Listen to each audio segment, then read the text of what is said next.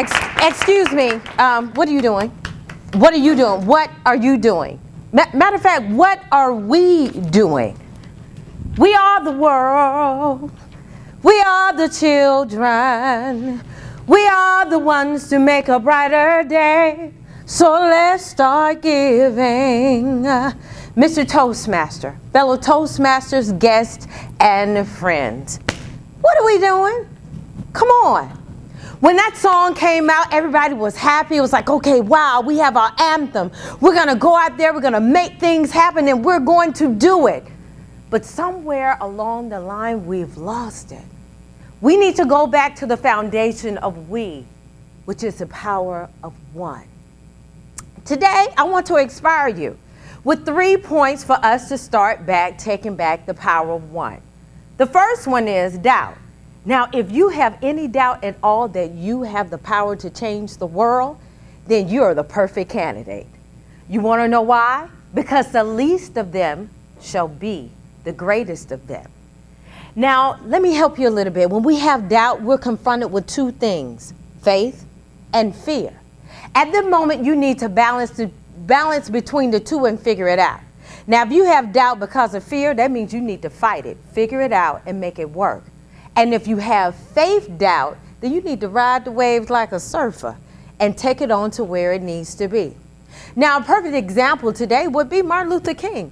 I can imagine he was faced with faith and fear when people were threatening not only him, but his family.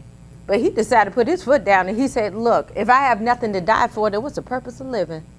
And then there's Rachel Carson. You probably never heard of her before, but she had a love for the wildlife, and she realized that the pesticides were killing the wildlife. So she began to fight them. Now, at first, they didn't pay her any attention, but every time she came back harder and harder and harder until they had to make a decision.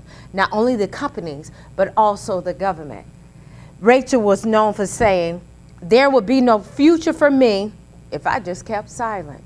So she didn't. So I challenge you with the same thing. Number 2, solid foundation.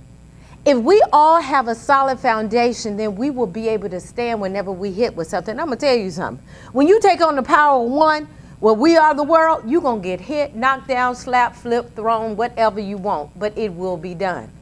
But think about it. We had a solid foundation spiritually. We know how to go to God for ourselves. We know how to refill ourselves. Financially, save up 3 to 6 months of living expenses, so just in case things go down, you can pick yourself back up. And family, you have to make sure your family comes before your cause, or your cause will cause problems with your family. Okay? The key to it is, why don't you involve your family in your cause? And then together you all can work together for a common goal. And then it's that thing that makes you happy. I don't care if it's outside in the rain eating an ice cream cone. If that makes you happy, relaxed, and calm, and you're at peace, then that's the thing you need to do. Because at that moment, you will get the power to be able to make that next decision in life. And last but not least, you just need to do it. Just do it. So let's go back over all 3 steps again. 1, we know we're going to have doubt, but we're going to balance it with faith and fear. When we're hit with fear, we're going to face it, make a decision, make it work. Faith, we're going to ride the waves until we get to the end. We're going to build, number 2, a solid foundation so that we're able to stand against the test, the tides of whatever may come our way. And 3, we're just going to do it. And in closing, I would like to share with you my challenges in the power of being one. My past, my present, and my future. In the past, I've shared with you before when I was on tour with Tyler Perry, he called me out to replace someone. When I got there, she found out that I was there to replace her, so she quit before a sold-out show. At that moment, doubt, fear, faith, all those were all together. I couldn't even figure it out, but I made a decision that I was fearful, but I had to walk out on faith to see what would happen. The thing about it is, we've got to stand boldly in our convictions. Do or die, let's make it work, or don't.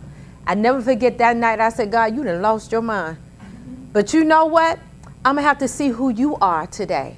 My thing is, I'm going to stand for it, make that first step, and let's see what happens.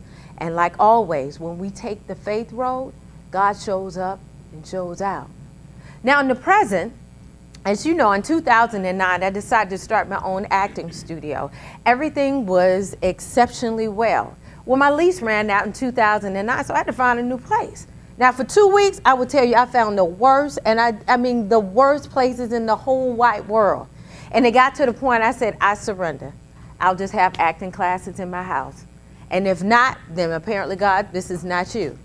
Lo and behold, right when I was about to give up, I found this place that I call heaven on earth. It was 5 times the size of the building I was in. There was a theater that had already been there before. It got to the point it was half the price of what I was paying. And I simply said, okay, I told the lady, I said, can you tell Ashton Kutcher to come on out here?